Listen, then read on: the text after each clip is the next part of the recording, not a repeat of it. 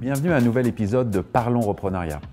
Avec notre invité d'aujourd'hui, nous examinerons diverses stratégies pour assurer la pérennité de nos entreprises. Nous avons le plaisir d'accueillir M. Jean-Yves Bourgeois, premier vice-président service aux entreprises pour le mouvement Desjardins.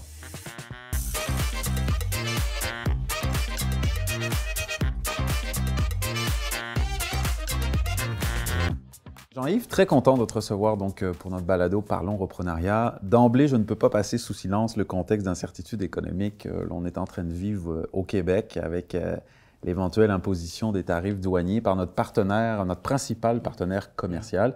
Alors, j'ai envie de t'entendre d'abord sur cette question-là. Merci Alexandre de me recevoir. Oui, question du jour.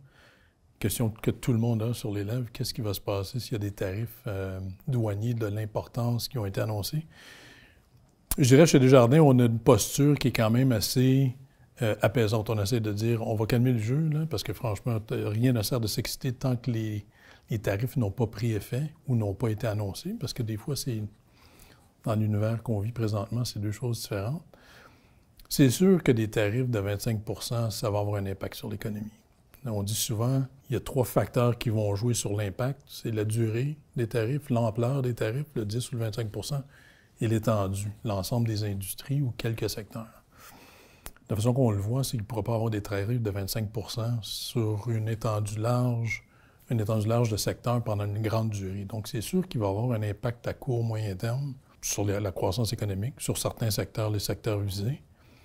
Je pense que, comme d'habitude, les Québécois et les Canadiens ont fait preuve de beaucoup de résilience dans le passé. Les gouvernements vont être là pour nous donner un coup de pouce et nous, comme institution financière chez Desjardins, on va s'assurer de donner de l'air aux entreprises qui vont être les plus affectées. Donc, c'est sûr que devant le discours qu'on entend, on peut être très, très alarmiste, on peut être très, très anxieux.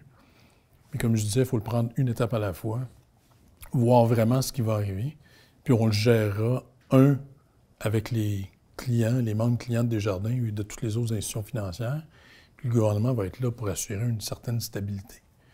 Mais il faut garder notre calme. Puis je pense des fois, on dit souvent, la fameuse expression, il faut prendre avantage de toutes les crises qui passent pour trouver des opportunités. Les entreprises québécoises doivent investir dans la productivité, diversifier leur marché, renforcer leur position compétitive. Je pense que c'est le meilleur moment de le faire présentement quand on fait face à une incertitude comme celle à laquelle on fait face présentement. Donc, une posture quand même apaisante, on calme le jeu, on réduit la température, on va voir ce qui va arriver, on va être là pour supporter les secteurs affectés, les entreprises dans les secteurs affectés.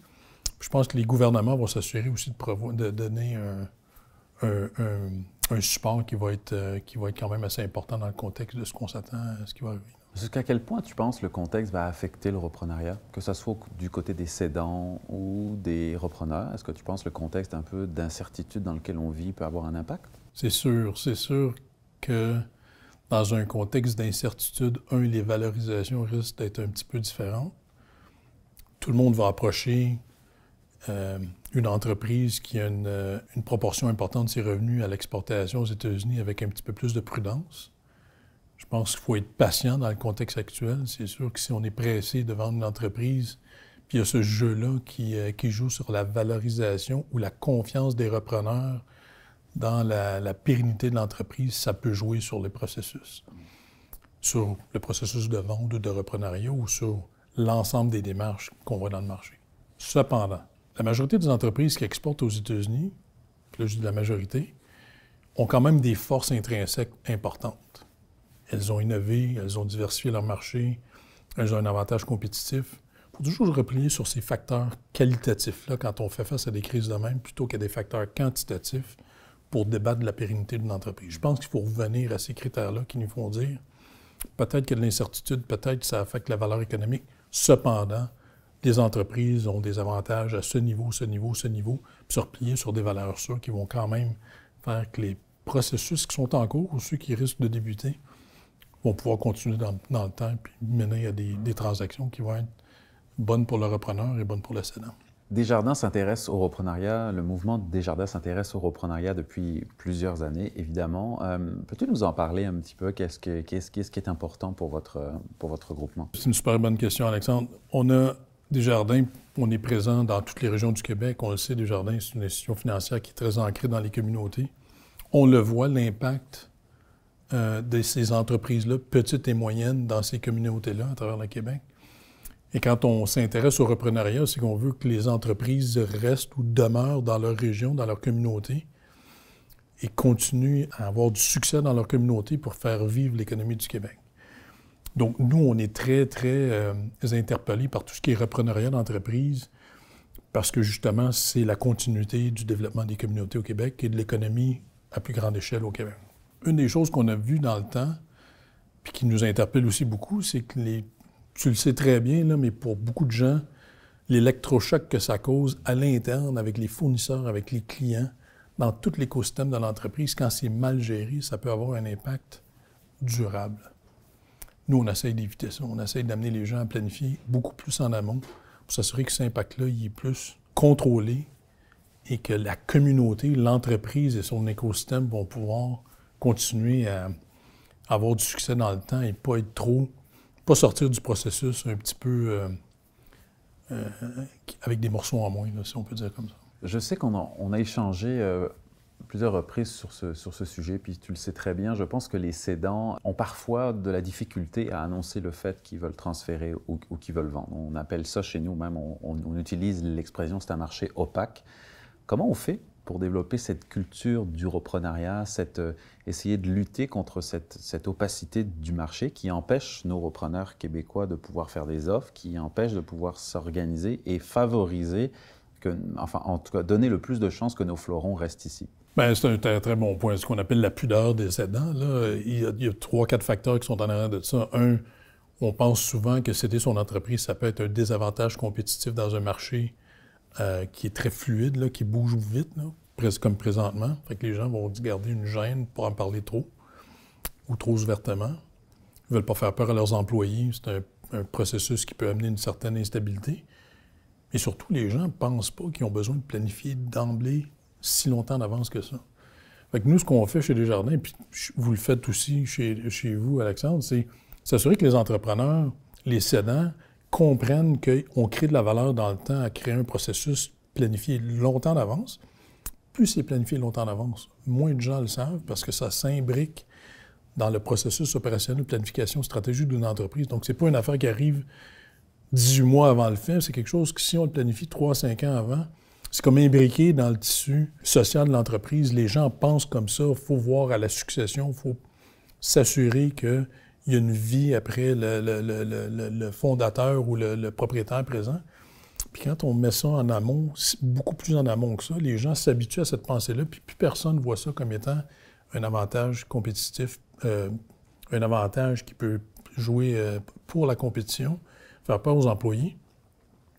Puis là, tout d'un coup, les gens savent que ça peut se dessiner dans le temps, parce que toute entreprise a un plan de succession, on ne se le cache pas, Alexandre, là. Fait que quand c'est planifié dans le temps, même l'entrepreneur, cette pudeur-là de dire que je vais peut-être réaliser, puis je ne veux pas que personne se mêle de mes décisions personnelles ou de ces décisions d'envergure-là, mais ça se perd dans une planification stratégique à long terme. Nous, on s'efforce de passer ce message-là parce que les gens, quand ils comprennent, puis ils planifient beaucoup en amont comme ça, ils se rendent compte que c'est plus un enjeu. Ça fait partie de la discussion interne de succession. Puis quand ils veulent qu'on amène le message nous-mêmes, on l'amène. Des fois, on va présenter à des entreprises, à leur comité de gestion, à leur conseil d'administration, même quand c'est des entreprises privées, il y en a qui ont des conseils d'administration. On leur dit, nous, en tant qu'institution financière, on est intéressés par votre plan de succession. Quel est-il? Ça force la discussion et les gens commencent à planifier dans ce contexte-là, plus en amont. Puis ça évite un peu les désavantages d'une planification accélérée, tous les inconvénients que les gens peuvent penser qu'il existe avec ça. Jean-Yves, on a probablement les meilleurs programmes dans la création de start-up au monde, au Québec. On a un certain nombre d'incubateurs, de programmes de financement qui encouragent beaucoup la création de jeunes pousses. Malheureusement, les chiffres parlent aussi d'eux-mêmes parce qu'on sait que 60% de nos start-up ferment leurs portes 5 ans plus tard. Et ce qui est très intéressant, c'est de le comparer à la reprise d'entreprise, où là, on a un taux de succès de 87,5% pour les entreprises qui trouvent repreneurs. Alors, je sais que tu as beaucoup d'intérêt par rapport à cette donnée-là. J'aimerais ça t'entendre sur ce sujet-là. Alexandre, c'est une des données les plus importantes parce que puis je comprends la majorité des entrepreneurs de vouloir démarrer leur propre entreprise. La fierté d'avoir une idée, de partir une entreprise, c'est un peu son bébé là, puis qu'on met au monde puis qu'on fait grandir. Puis souvent, quand on a des discussions avec les repreneurs, ou à tout le moins les entrepreneurs qui sont à leur 2e, 3e entreprise, l'attrait de repartir quelque chose de nouveau est fort versus reprendre une entreprise qui est déjà incrustée dans sa communauté, qui a déjà du succès, qui a passé le test du temps. C'est vraiment quelque chose de moins risqué, puis des fois qui offre un tremplin de croissance et de diversification pas mal plus important que ce que les gens feraient en start-up. Fait que, nous autres, on aime beaucoup le start-up parce qu'il y a beaucoup d'innovation, puis c'est quelque chose de vibrant, on aime ça, cette fibre innovante-là. Mais on dit souvent aux repreneurs, n'oubliez pas qu'il y a beaucoup d'entreprises que vous pouvez aller déjà vous impliquer dans une entreprise, la reprendre, c'est déjà quelque chose qui fonctionne, moins de risques, potentiellement plus de chances d'en faire une 4e, une 5e si vous êtes à votre 3e que de repartir une entreprise du début. Puis ça, si on ne le dit pas, c'est des idées qui ne trouvent pas preneur. Il faut continuellement le mettre de l'avant. Puis ce que nous, on a commencé à faire, puis je pense que vous aussi, vous le faites. Puis Alexandre, je sais que tu es un grand défenseur de ça. C'est le maillage entre les cédants et les repreneurs. Parce que souvent, ces repreneurs-là vont dire « OK, correct, je prends ton argument que je devrais reprendre, mais je m'y prends comment? » Ben là, il faut les mettre en contact. Donc là, il y a toutes sortes de systèmes. Vous avez des plateformes. Nous, on fait du maillage interne pour s'assurer que les repreneurs voient tout le potentiel de cédants d'entreprises qui sont disponibles pour justement redynamiser l'économie. Puis surtout, souvent, ces gens-là qui ont déjà démarré une entreprise, ils vont reprendre une entreprise, ils risquent de la faire croître différemment puis de l'amener à un autre niveau. Puis ça amène peut-être une diversité de perspectives dans une entreprise qu'il n'y avait pas auparavant. Donc, tout ça, c'est positif.